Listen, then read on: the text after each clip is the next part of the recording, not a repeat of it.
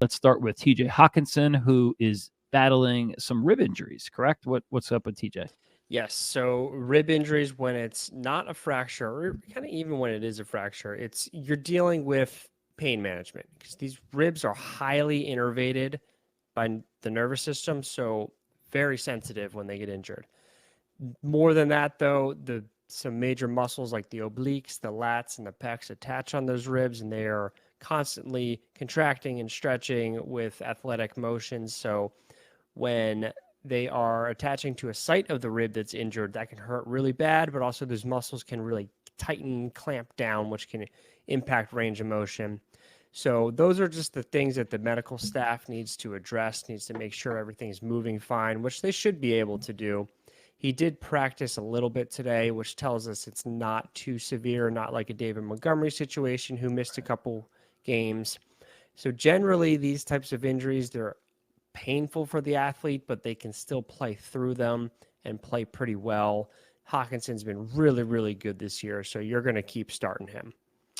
Lock and load, getting peppered with targets. 9.8 targets is his average over the last 5 games. TJ Hawkinson, get him in your lineup. And that's actually the only position this year, Tom, that's been predictable now that I think about it. At least your top 3. You got Kelsey 1, you got Andrews 2, and you got Hawkinson 3.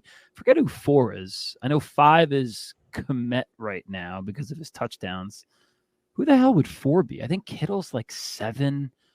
It's not Waller, obviously. It's not. Might be like Jonnu Smith.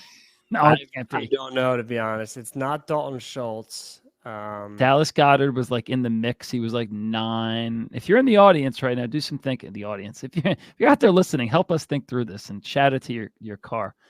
All right, Tom. Before we look more silly, why don't you talk to us about Cole Kmet and his knee? Oh, Laporta. Oh, duh. Okay. I was going to say I'll Google it, but okay. Dallas Goedert, and this one is fractured forearm, but I'm seeing like 4 or 5 week recovery. Is that right? That's it? Like he's back to play or back? Like, what do you have on Dallas Goedert? Yeah, check out our Instagram, Fantasy Injury Team. I put out a pretty detailed video, reel, I believe is the terminology, the other day. But yeah, you can see the defender traps Goddard's arm, and as they fall to the ground, Goddard's arm just falls straight outstretched onto the ground, which we call a foosh, fall on an outstretched hand. But more than that, the defender also lands on it. So totally perfect way to break your arm. But it sounds like it was a clean break with no additional tissues involved.